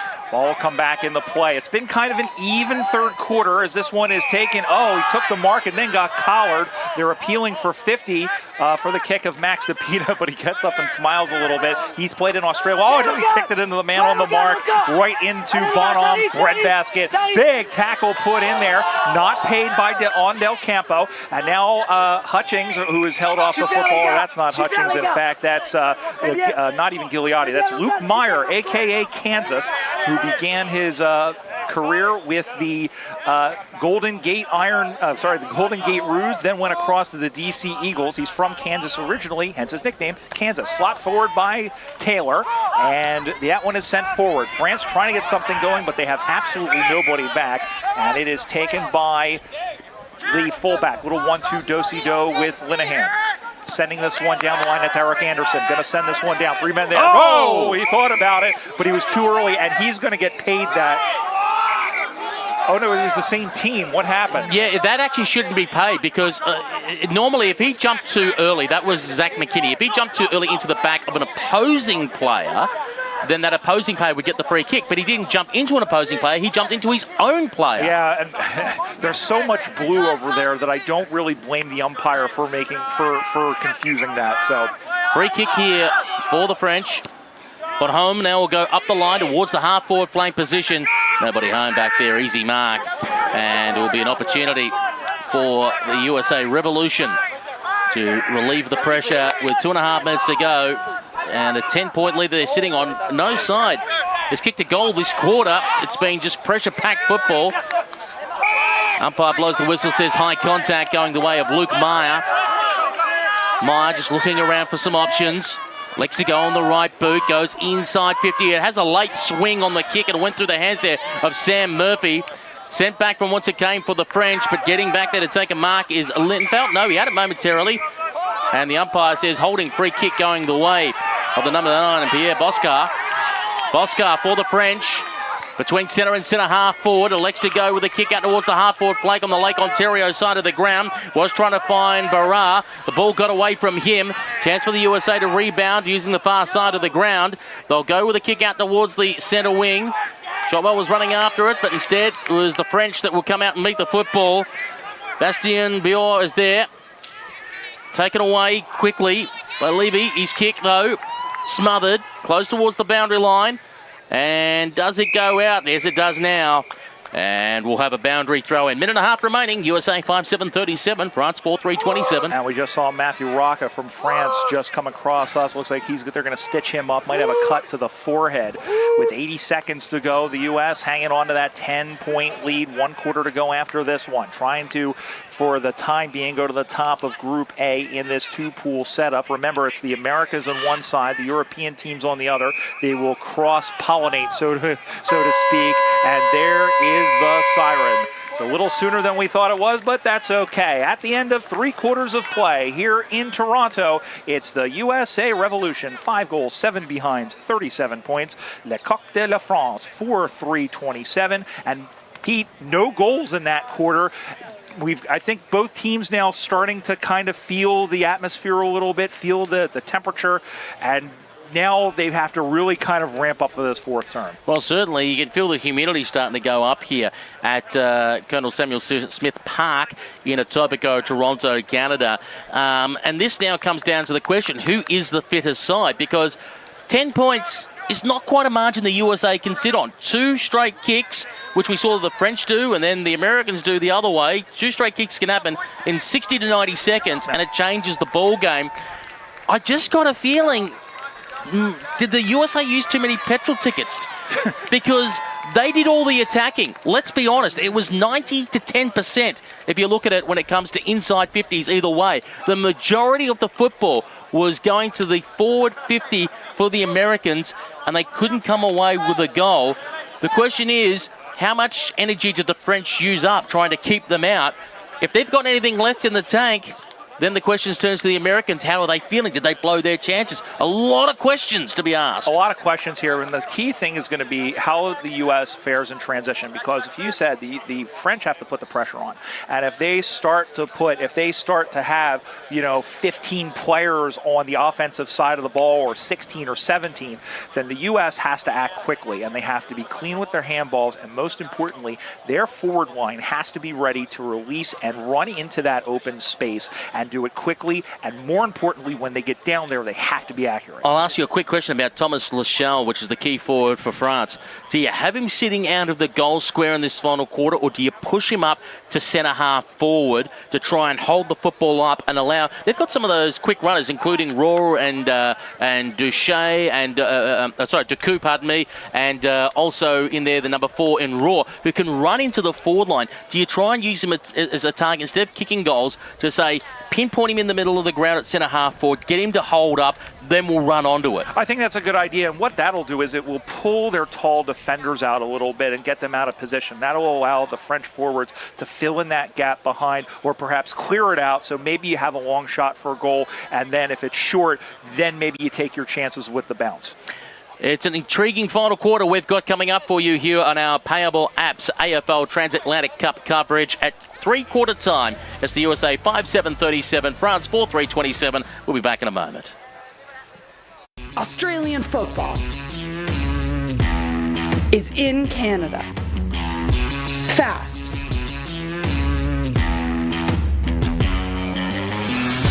Tough. Spectacular. Fun. Join AFL Canada. Visit aflcanada.com.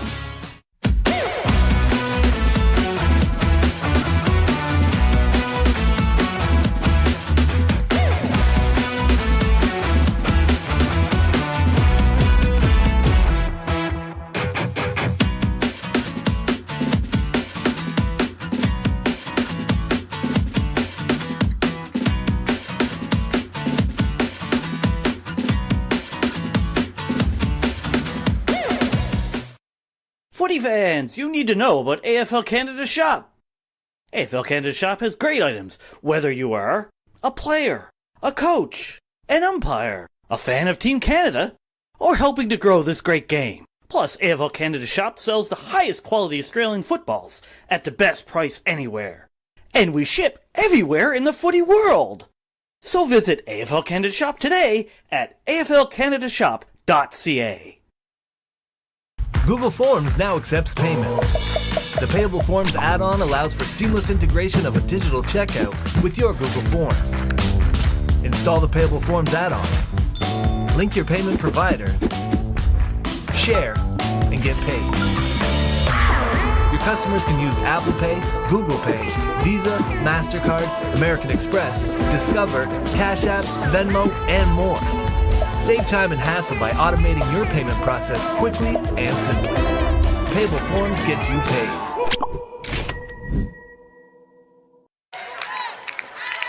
At Colonel Samuel Smith Park on the college of Humber College South, the campus of Humber College South. That's what I'm trying to say. Probably take back in Toronto, Canada. This is the 2024 AFL Transatlantic Cup, thanks to Payable Apps. The fool you're listening to right now is Peter Holden, alongside the learned Brian Barish from Philadelphia and the US AFL. At three-quarter time, the USA 5-7-37 and the French are 4-3-27. I've got two gentlemen to the right of me who will be calling the next game from Nova Scotia, and they're looking at us going, foreigners. Well, it is Brian Barish to get us underway for the final turn. If I'm the learned one, we're in trouble. Here's Clyde Simpson, who gets the opening tap out, goes to the near side, chips us one over the top, looking for Hutchings, but not finding him. Big tackle thrown in there, whistle, and tackling without the football. And so it'll be the U.S. who are kicking towards the Toronto City Center side. To the left they go, going after it, and going to pick that one up is Gigliotti. Gigliotti off the left foot. This is going to curve towards the stick. McClure and David saw it go through his hands. Cleared out by Crepin, and he has in fact cleared that out of bounds. Was that on the full, Pete? Yep, it was. Full. And so from a very, very tight angle, the U.S. will have the free kick, and they are running the ball back in. Except now, no, I think they've changed their mind. Have they? Look, yeah, they've changed their mind. Oh, well. Sometimes people do that as the ball comes spinning back into play. McClure slapped it free, didn't have any help, and going to go after it there is Boucher, who comes out to the near side, getting taken down without getting the football. Cleanly was Meyer, but the umpire says it'll be a boundary throw-in. First minute of football in the final quarter, U.S. leading by 10. As we wait for the ball to be thrown back into play, there's a little bit of a cheer squad's happening here in the forward pocket. The French team as it's thrown back in. Quickly taking it straight out of the pack there, Boubet. Now a hurry kick up towards the win. This could be downfield free kick here. Yes, it will be. And Sebastian Ribeiro will end up having the resulting downfield free kick for the French. He's just on defensive side of centre wing in front of our E-There Live broadcast position. Sebastian Ribeiro goes up towards the half-forward flank. Max DePina got ironed out while Thomas Lachelle was trying to get to the football. Max going, is it my free kick? It's like, no, your teammate marked the football. Sorry, Max, you get nothing. And they go short with a pass. Works out okay to Luke Meyer. One of the handful of follically challenged players for the USA. We don't have that problem. Gets on the right boot, goes up the line to the left-hand side. And just a ball on the ground is being taken there by Sebastian, maybe locked in there by Lenahan. Either that or they've got the short haircuts because they met that guy from the Irish team as the South-Taught barber. Ball comes back in the play as it goes up high, going to get picked up by Simpson. Simpson sends this one in, 2-on-1 situation. McClure had the duck and cover. McKinney was in there, and there to bootleg around and clear it out is Pierre Lachelle. Lachelle, and then he turned it over into the knees of Mason, who sends that one goalward, but off to the side. Did go off the hands of McKinney. Not a bad result for the USA, as they have a boundary throw-in upcoming. The U.S. will take on, I think they have Ireland next. We'll find that out in just a moment. Here's the schedule. We'll check it out and say the U.S. actually does have Great Britain in the early game on Monday, while France will take on Colombia at 2 o'clock on Monday. We'll have another boundary throw-in in that pocket. Again, the U.S. leading by 10. The second meeting of the two teams ever. The first in 7 years. We have a whistle, an infringement in the ruck contest. Free kick going to France. We're kicking to the Visit Mississauga and visitmississauga.ca. And they go out towards the Lake Ontario side of the ground. Ball bobbled around a bit, and the umpire said it's a free kick going the way of the French. Thomas Lachelle's actually marched all his way up towards the halfback flank position, so he's come a long way from home. And now pumped it long and high. Sebastian Ribeiro was there. Got spoiled from behind, though. Ball hit the ground, bit of push and shove as Javan Mason was there. Umpire's blown the whistle and says, I'll take the footy, gentlemen. At centre half forward for the French. They're looking to reduce the margins. Currently 10 points the difference. Ball is thrown up in the air. Sebastian Ribeiro wins it down. Trying to come through, but couldn't take the football with him. Clyde Simpson. Massive scrap of players here at the moment. The trick is to try and keep your feet. Simpson win again. Sebastian Ribeiro is there as Vic Meyer. Ball on the deck, getting punched along the ground there by Kendall Hutchings. Pushing out towards the half-back flank for the Americans on the Lake Ontario side of the ground. Quick hands in there was Daniel Levy. That allowed the kick to go towards centre half-forward position. It's a 2-on-1 foot race here. Who's going to get to the football first? It could be for the Americans just slipping over there. Julian David had to go back, get it again. He manages to hold up the football for the Cavalry to arrive. Half-forward flank, 45 metres out from the American goal. A little bit of a worm burner of a kick. Proctor goes in there. Umpire says there's some holding on. French free kick. And they have the football in defence. And that's what we said at three-quarter time, Pete. If they push up, the Americans have to take advantage of it. Great pick-off there by Timmy Linfelt.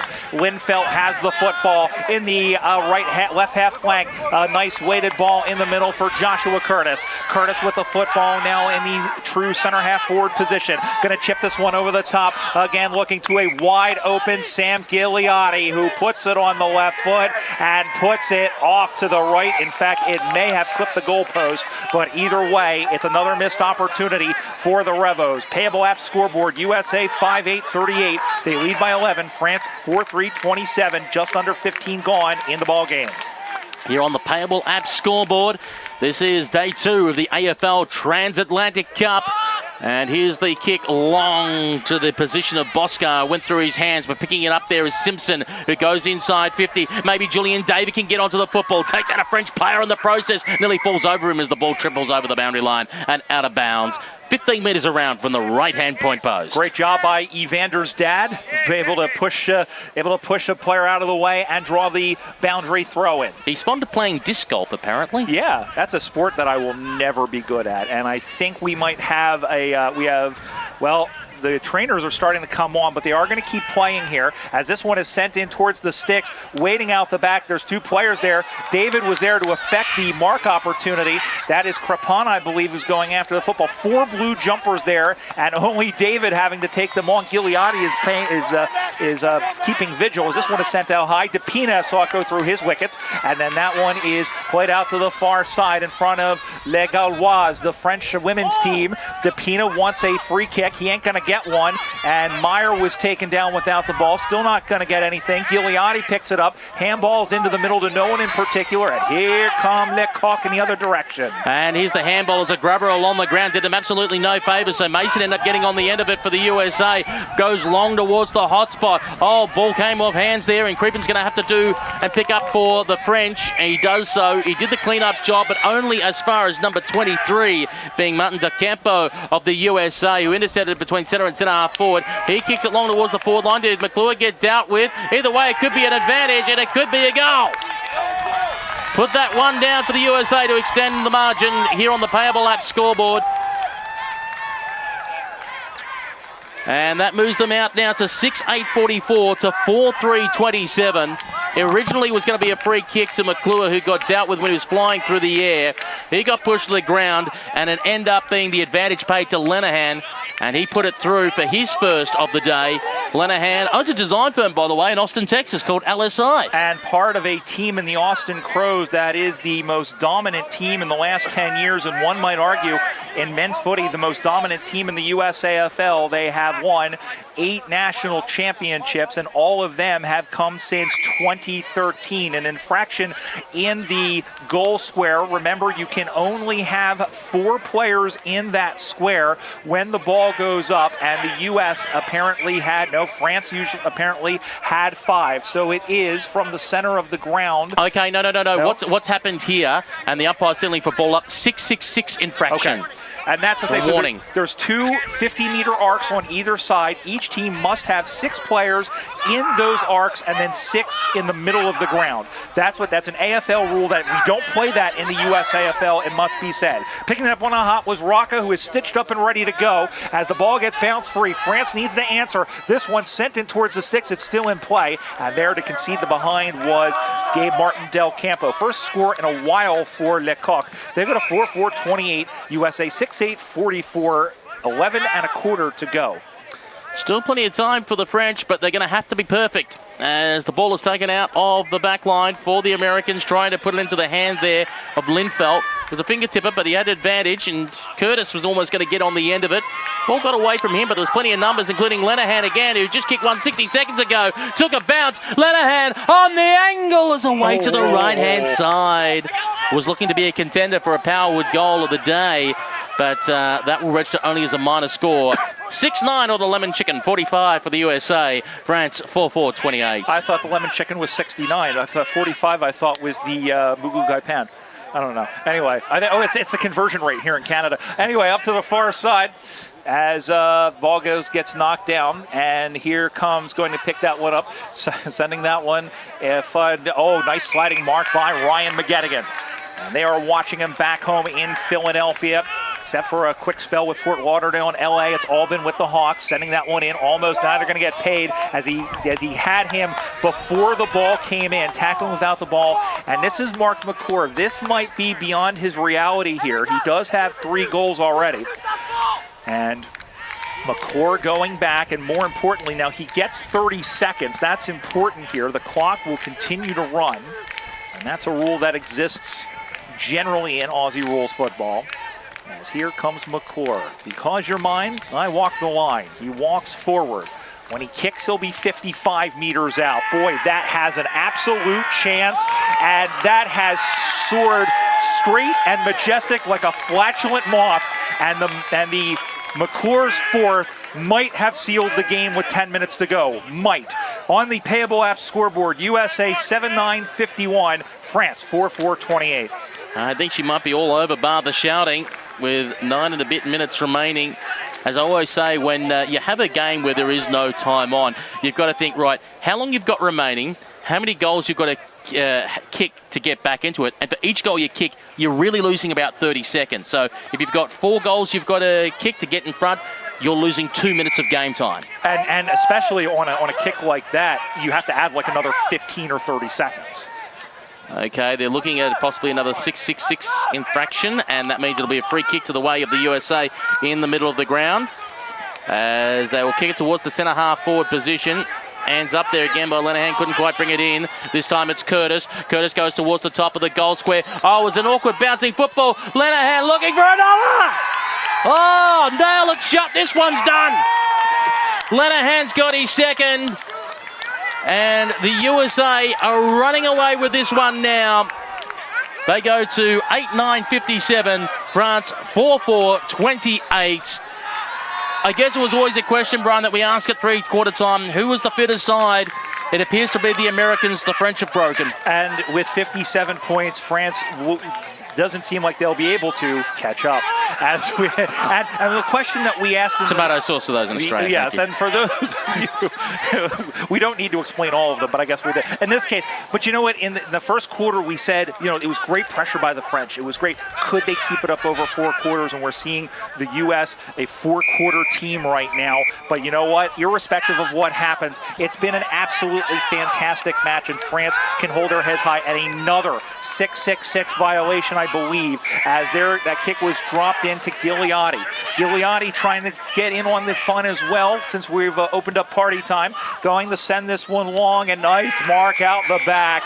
And prowling there was the man in Zach McKinney, who played last year in the Parallel Cup. In fact, didn't tell his mom that he was coming home. In fact, he had me block her on all of the U.S. social media so that she wouldn't get any clue that he was coming back to the States. And it worked. She was absolutely surprised. And McKinney kicked a goal in that one. Will he kick one in this one? No, it's off to the side and another behind. 8-10-58, the lead is 30 points. 5 straight kicks separate the sides. France 4-4-28. That's for Payable apps 7 minutes ago. And here's Peter Holden. As we wait for the ball to come in from full back. Long kick for the French. Will go towards the halfback flank on the There Live broadcast side. Was trying to find Mendra, but got away from him, and the mark was taken by Keith Phillips, who read it best floating through the air. Phillips wants to go backwards towards the centre wing position. Works out okay. One step kick, if you don't mind, there by McGettigan. Just now going up the line, managing to find Luke Meyer. Meyer between centre wing and half forward flank. Gets on the right boot, hugging dangerously close to the boundary line. Just managed to be kept in by Max DePina. Got knocked out of his hand. The umpire said that's losing the football. Incorrect disposal. And a free kick for Le Coq de France. With a kick up towards the direction of, I think it was Lachelle. And the umpire says downfield free kick. And an opportunity for the French to maybe try and get some kind of comeback coming, but it'll be very difficult. They need 5 goals in 6 minutes. Well, here sends Thomas Lachelle, who has a couple already, almost taking the mark. It's loose out the back. There's Anderson. He clears that one free with a pitchfork handball over the top. Looks for Hutchings, who bangs that one up on the far wing now. It will be marked nicely by Daniel Livy, and Livy says, I'm going to take all 7 of my seconds. Whips the ball forward, drops in front, looking for Linehan. He is like a shark. He is scrolling for more goals. Going to get picked up. A weird handball-looking thing. Looking for a teammate for France, but there were 3 white jumpers around it. Now going to get handed through. Here is Linehan again. Finds McKinney. McKinney with a stabby ball all the way through as McClure was giving chase, but it's through for another minor score. That's okay, as it kills more time off the clock. 5 to go in the 4th quarter. USA go to 8-11-59. France 4-4-28. And that's on our Payable apps scoreboard. Start thinking about who might be your Powerwood game MVP. Custom cedar supplies done right. Cedar supplies based in Western Canada. Powerwood.com. As the kick from full back. Oh, lovely floating through the air. Marked there by Taku. Taku for the French has a player calling for him, and Sebastian Ribeiro doesn't go in his direction. Comes more inboard. Just bounced off the shoulder there of Timothy Lang, who couldn't control it. Mason goes in there for the Americans. Umpire blows the whistle and says one of the French players got dealt with too high, and that was Bastien Aubert. Aubert with the football for the French. Half-back flank, broadcast side for There Live. Now decides to go inboard with the kick, looking for Thomas Lachelle. Lachelle comes out to meet the football, so they've done with him what we thought they'd do, bringing Lachelle up the ground, but they just haven't been able to connect with him enough. And now he goes towards the centre-forward position. Too much juice on the kick, went floating over the head of Tabayu. Plenty of Americans out the back there. They could have held a rattle for whoever wanted the football. And they'll go with a comfortable mark and swing it on the left boot. They aren't going to come wing side. They're going to come down the corridor this time. Maybe dealt with unfairly. There's the argument from Luke Meyer. The umpire says, no, in your boot, play on. Richard comes through, couldn't pick it up there for the French. Umpire says being dealt with unfairly is Thomas Lachelle, and he'll get the resulting free kick just forward of the centre circles. Lachelle looks to the left side now, and it is almost picked off by Shotwell. Went through his arms, diving after it. Did you know rabbits could dive? Hutchings can. And then going out on the far side now, and we have a whistle before the kick was paid, I think. No, they're going to play on, and it is marked defensively by Eric Anderson, who has really stood up in defense. Goes up on the far wing position, and it's marked by Martin Del Campo. Del Campo, as we mentioned, a rugby league player, sends this one down the line, looking for Gendler. Gendler couldn't get to it. He was held off the ball. No, he took somebody down, the French player, and we'll have a free kick to Lecoq, who trail by 31 points. Brian Barish and Peter Holden with you, and you'll hear the voices of two Cape Bretoners, I think is how you say it. I did good. I got the thumbs up from both Pat McNeil and David Smith, who you'll hear as Canada takes on Great Britain in the final game of Day 2, Round 1 of the men's competition. And we will have a ball up as Sam Murphy raises his hand. So too does, I believe that is... it might be Roar. We'll double check the number there. Ball goes high in the air. Ball gets knocked down the ground. France trying to push it forward. U.S. trying to get rid of it. Del Campo was held up, and he was looking for a call. Not going to get one, and we will have a free kick to France with about 45 meters out. And looking to go long, was looking in the direction of Sebastian Babayroll, and also for Thomas Lachelle. Couldn't get either of those. And an easy mark for the Americans in the back pocket at the visitmississauga.ca side of the ground. Taking the mark there was Eric Anderson, who kicks along up the line, was trying to get the intended target of Kendall Hutchings. He managed to punch to the advantage of Keith Phillips. Phillips now goes up towards the Lake Ontario centre wing. Had the ball momentarily, really should have swallowed it there as Gendler bounced off his chest, went over the boundary line and out of bounds, and that is where we'll call for a throw-in. Under 2 minutes remaining in this contest. At 11:59 the USA, France 4-4-28. As they look to, now percentage may be a factor here. Remember, if there's a tie, points percentage, which essentially is kind of like point differential, except you divide the difference, not subtract the difference. And it's weird that Australia does that. And there's a couple of other sports in history. Soccer has done something like that. But essentially, if goal difference is tied, it usually favors, or if it's similar, it usually favors the team that allows fewer points. So there's that. Ball comes back, and we're going to have a secondary ball up. And if the U.S. is going to, for now, take the lead in Pool A, the Americas pool, the top two advance to the semifinals, which will be on August 9th. They will play inward, so the U.S. would play either Canada or Colombia. Two of those three teams will face off in the semifinals. Bounces by Rob Munn, gives his man a big bear hug, takes him to the ground. And we'll have a ball up on the far side with 35 seconds to go. A lot of feelings in this game. Just good ones on that occasion. As we wait for the ball to be thrown up. Half-forward flank here for the French, going towards the visitmississauga.ca end of the ground. The ruck work done by Mendras, who's the youngest player on the French side. Ball just got knocked along the ground. It came down inside the French forward 50, but doing the mopping up there was the 22 and Rob Munn, the first bloke for the USAFL. Long kick up the line. 1-2 bounces. Couldn't quite get onto it. Max Gendler was chasing up the football. Had three French players to deal with. And in the end, they'll go out towards the wing position. As trying to run into it was Boucher. But that is the siren to end Game 2 of Day 2 in the 2024 AFL Transatlantic Cup for Payable apps. And it's the USA who have run out 31-point winners, 8-11-59 to the French, 4-4-28. In that final quarter, they put on 3 goals for the Americans to just the one behind for the French. And Brian Barish, kudos to the French for the contest that they put up. But at the end of the day, fitness won out for the Revolution. And, we mentioned the first time they played, the margin was more than 100 points. And despite all of that, I commentated the game that day in Melbourne. France played hard for all 4 quarters, despite the score. This is a little bit more indicative of how far they've come in that time, and also really the effort that they've put in. Because coming into this fourth quarter, it was 10 points. It was still a ball game, but like you said, the USA They still have a lot of petrol in the tank. They didn't use up all their petrol tickets. I don't even know what that is, but in fact, they did kick home winners. And you know what? For France, the rest of this tournament, I think they match up well against both Canada and Colombia. Those are their next 2 games. So you can take a lot of positives out of that, I think.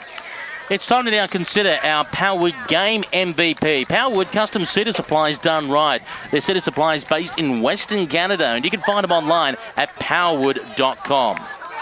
You're going to make me choose now. I'm going to make you. It's going to be on you. You're in the hot seat. Oh, Lordy. All right. Well, let's see here. So we had McClure with 4 goals. We had Linehan who had 2. I really like the play of Derek Shotwell, who is good in the middle. I think Curtis was good as well. Let's see here. I think we'll give it to... I think you almost have to give it to the guy with 4 goals. We'll give it to Mark McClure, unless you can think of somebody better. It's a forwards game, you're saying. It is very much a forwards game. I thought Shotwell actually played very well, but so yeah, it is very hard to take away from a person who kicked 4 goals, who also moved around the ground a bit and gave a tall target to go to and had an impact at contest. This is like trying to figure out what I'm going to eat at dinner. You know, so many good selections. So officially, we'll give the Powerwood MVP of this game to one Mark McClure with 4 goals today. Congratulations to Mark McClure, who'll be getting that fantastic trophy a little bit later on after the tournament. As we said, Mark McClure out of the Columbus Cats, 37 years old. Mark McClure, and he's still running around like he's in his late 20s. Listen, they're all running around better than you and I are. Those who can't play, commentate. And those who can't commentate? Hello and welcome, great to have you here. So 11:59 in the USA, France 4-4-28 as the USA team get the little run through here, courtesy of the USA Freedom women's team, who of course played yesterday and they'll be playing again tomorrow. As we said, coming up at 2 p.m. we have got Canada versus Great Britain. So that just about almost wraps things up here on the call. Brian Barish, thank you very much for your company. Thank you. Great job working with you as always. And we'll see you tomorrow. And stick around for this next one, because Canada and Great Britain is going to be pretty great. Absolutely. Patrick McNeil and David Smith on the call for you coming up at 2 o'clock, which is just a little under half an hour from now. And I'll join you again. So will Brian Barish for the call of the women's games tomorrow, beginning at 10 a.m. for day 3 of the tournament. Thanks to Payable Apps. This is the 2024 AFL Transatlantic Cup. Google Forms now accepts payments. The Payable Forms add-on allows for seamless integration of a digital checkout with your Google Forms. Install the Payable Forms add-on, link your payment provider, share, and get paid. Your customers can use Apple Pay, Google Pay, Visa, MasterCard, American Express, Discover, Cash App, Venmo, and more. Save time and hassle by automating your payment process quickly and simply. Payable Forms gets you paid.